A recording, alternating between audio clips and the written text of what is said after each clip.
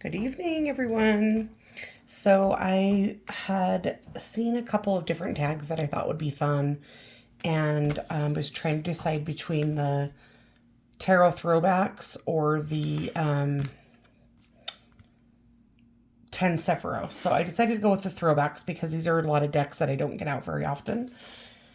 We're going to have to start for sure. Oh, this is a tag by Mixtress Rae. And so, yeah, I think the point of this is more to get out some of your older cards and use those for the upcoming month. I'm probably just going to reminisce and go down memory lane a little bit. But let's go ahead and start with my first ever deck, the Mythic Tarot. And this is the OG black back. It comes with the Celtic Cross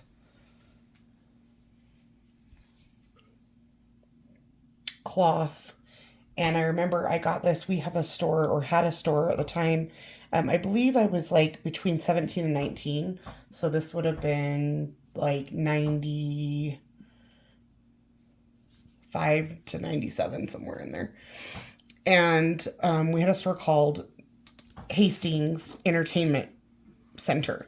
And I would always go there and go right to but this is back when we'd have to buy CDs for our cars to listen to music. And I would go right back to the New Age spiritual book section, and I was just looking at all the different tarot decks. And I don't know why this is the one that stood out to me, because I really didn't ever study Greek mythology, and so that might have been why the deck ended up not really working with me as much as I might have wanted it to.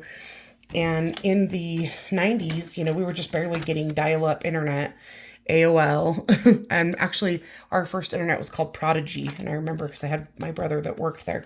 But anyway, unless you had like a mentor that was going to teach you tarot, and it just wasn't as easy to learn. So I kept on to the deck. I remember I did all the things and wrapped it in the cloth and kept it in a box and slept with it and really tried to incorporate my energy into the deck. But every time I tried to work with it, it just didn't. And so I held on to the deck for, my life, and then got married and started having kids and working, and my spiritual journey more started to go towards like meditation and yoga and things like that until around 2014, 2015.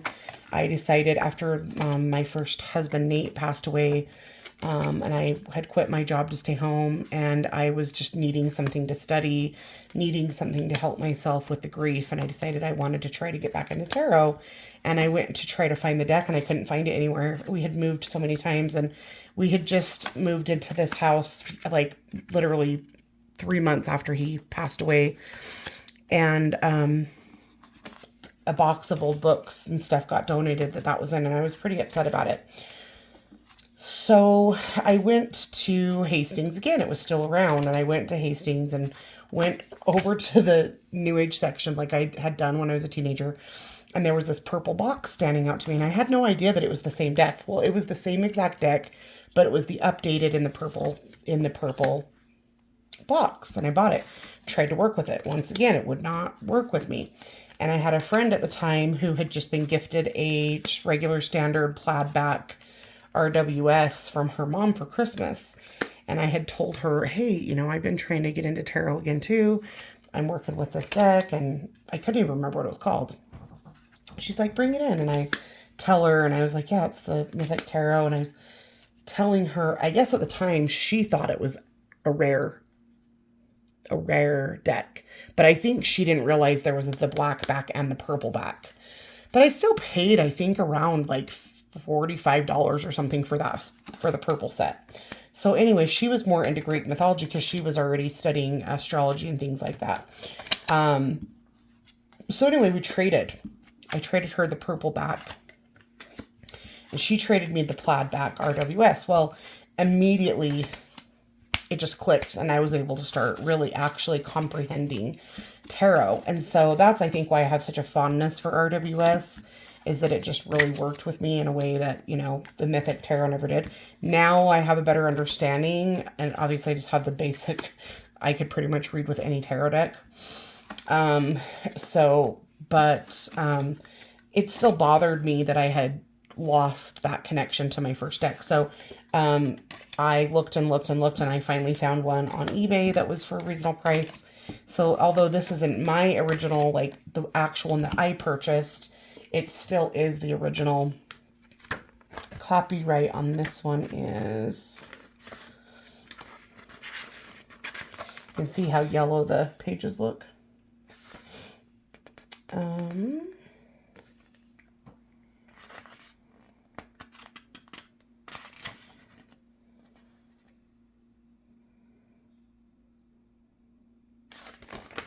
Trying to find where it says the copyright, you guys.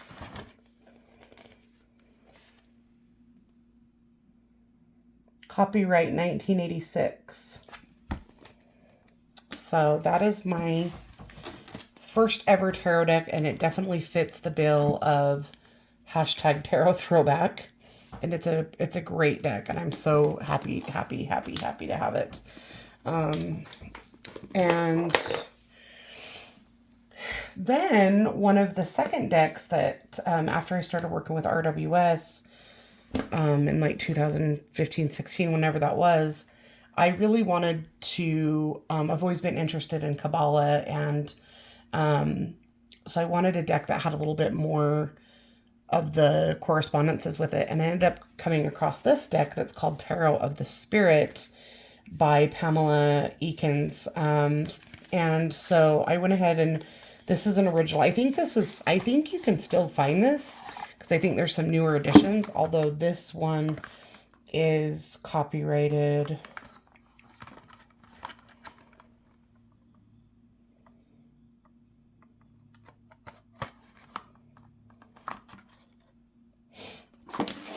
Maybe it says, I thought it said in the little white book, but I must have taken that out. But anyway, this is one of the original ones, and it comes with a little standard little white book. But what I love about it is that she has these really, really juicy, bigger guidebooks. So this is the extended Tarot of the Spirit, just guidebook, and then there's the Kabbalah and the Tarot of the Spirit. And this would be another one of my rabbit hole decks that is just, you know, so good. So comprehensive. And I love this deck. Very, very connected to it. I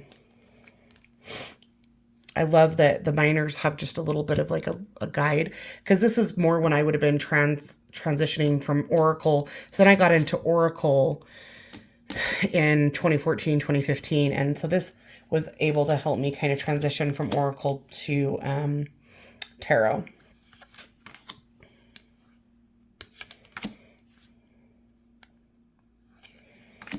And it's just got a ton of symbolism. You can see the correspondences. We've got Taurus and Mercury, or Mercury and Taurus. We've got Libra, Scorpio, Virgo, Brother Water, Mother Water, Father Water. It's just beautiful. If you haven't worked with this deck, I would recommend it. If you've ever been on the fence about it.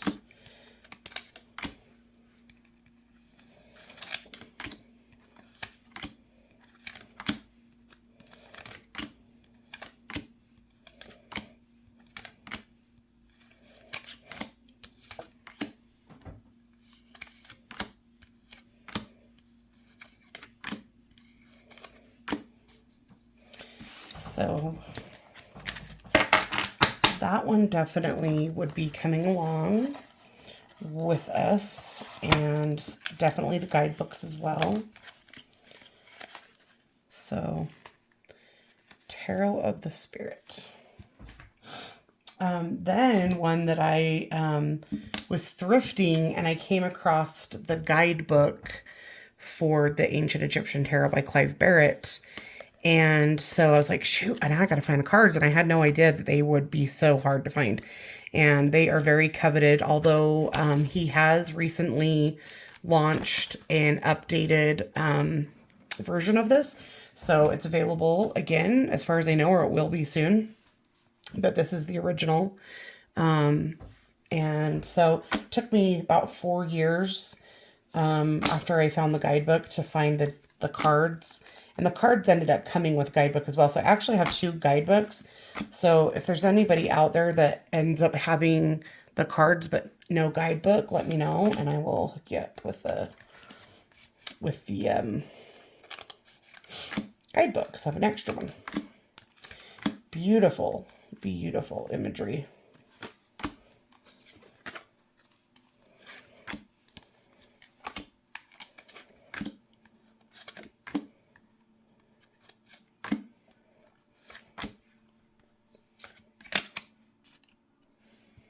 Oh, wow. I love that green cape on that hermit. You know how there's just sometimes you go back through a deck and you're like, wow, haven't looked at that card for a while. Look at that magician. Just stunning.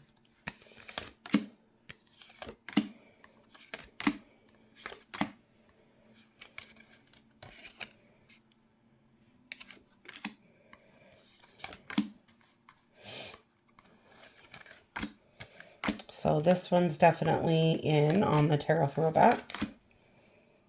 Did I already look and see what year this was copyrighted?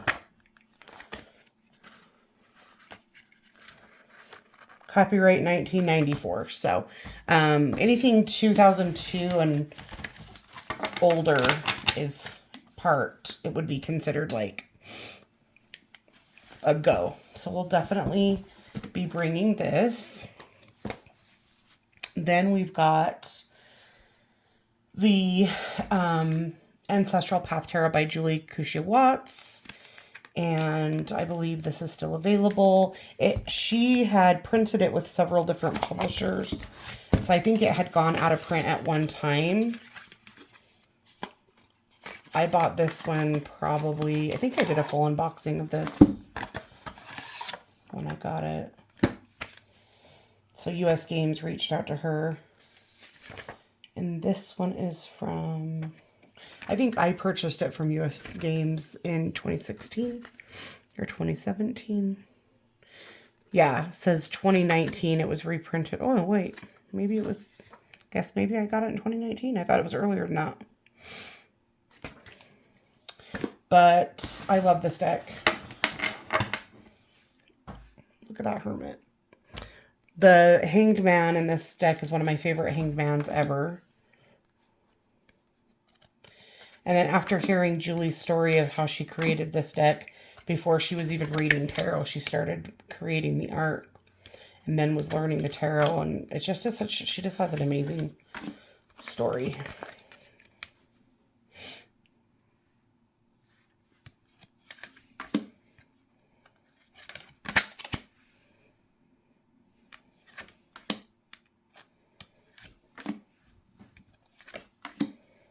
We have to at least get to the Hanged one. So it's not even called the Hanged Man, it's called the Hanged one. I think I cried, honestly, when I first seen that. It just brought so much emotion for me.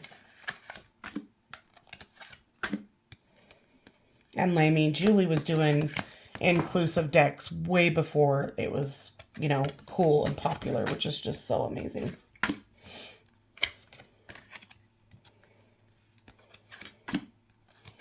And I've done past life readings for people with this.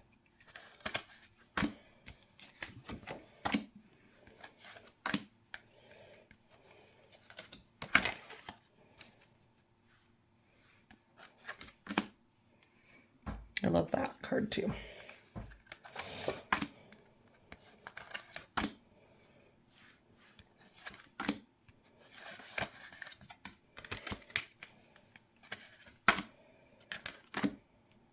I don't love that.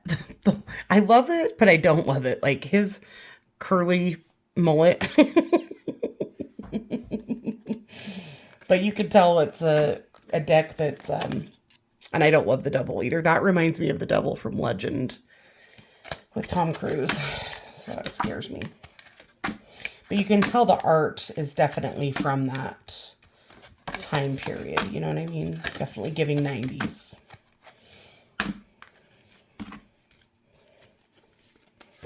So that would definitely be on the list of hashtag tarot throwback.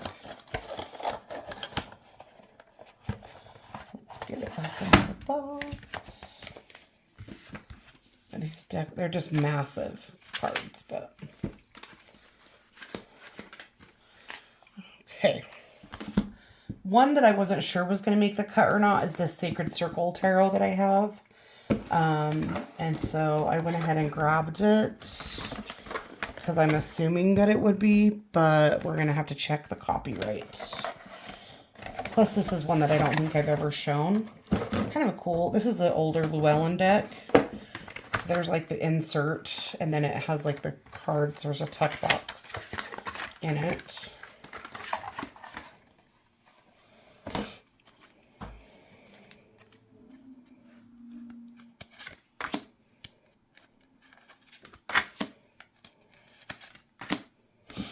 Here's the back of the cards.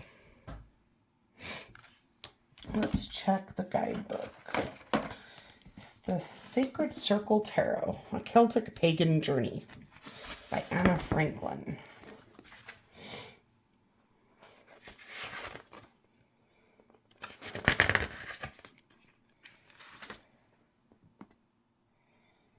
Oh, 2005. So technically this is just barely missing the mark, but because I got it out, we're just going to go with it.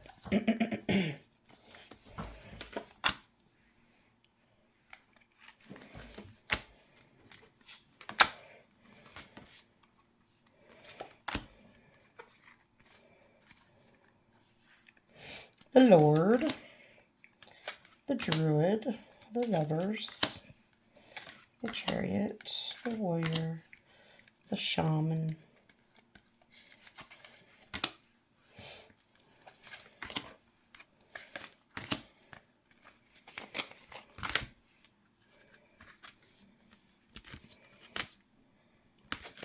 so we won't go through much of it. I don't even know. I think I bought this as part of like a set of older decks that a man was selling because his wife had been a collector and she had passed away. I really wasn't interested in the deck, but he needed the money and I wanted to help him, and he wouldn't just accept donations. He wanted, you know, to give you something for it, which is very honorable. So I bought this and some other older decks that I honestly didn't really want, but I wanted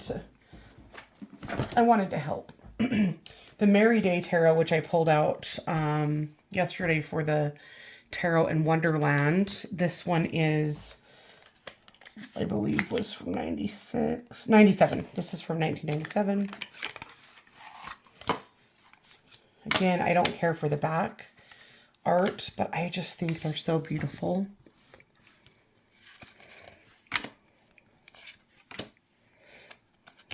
So different.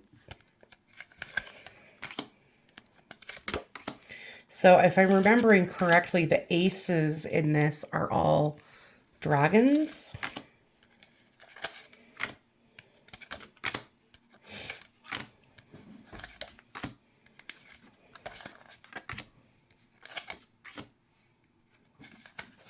Just sitting at like the strangest angle for this.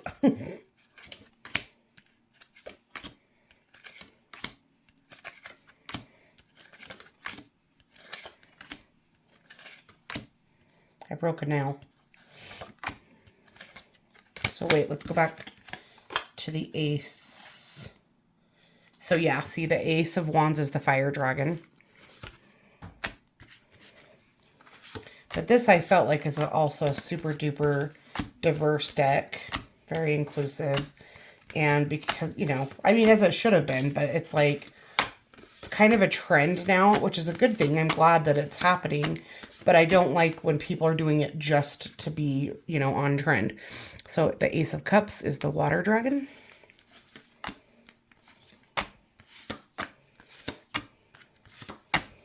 Like, it should just be part of your art. It should just be part of your belief system. Diversity. Then we've got, I thought this was the weirdest card, honestly. He's called the King of Autumn. But I thought autumn is swords. There's the air dragon, which would be the ace of swords. So there were some things that confused me. That's why I'm saying I had wished that they had done a bigger guidebook for this. Again, there's a full unboxing of this on my channel if you want a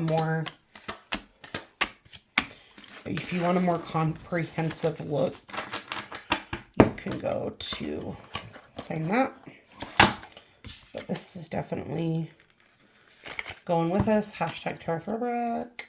And finally, my Miss Cleo. My Miss Cleo Tarot Power deck. And I have the collector set in cellophane with the VHS to teach how to read tarot up on my shelf, but I wanted one that I could also read with. So this is from 2001, I think. Yep. Copyright 2001. You can still get this on Amazon.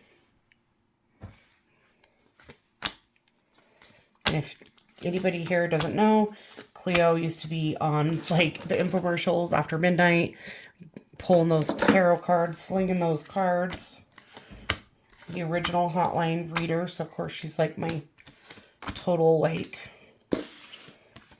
goals, right? But not a bad deck. Honestly, I love the Egyptian theme.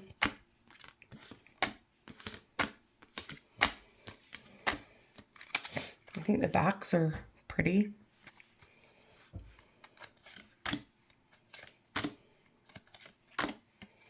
And it's not even a pip deck. It's like a fully illustrated deck. So my last choice was the Miss Cleo's Tarot Power deck. So thank you, Mixtress Rae, for the fun tag. And I need to get to bed because I told my husband I wanted to start going to the gym again, and booked us a session at like 5:30 a.m. So your girl needs to go get her butt in bed. So peace. See you guys next time.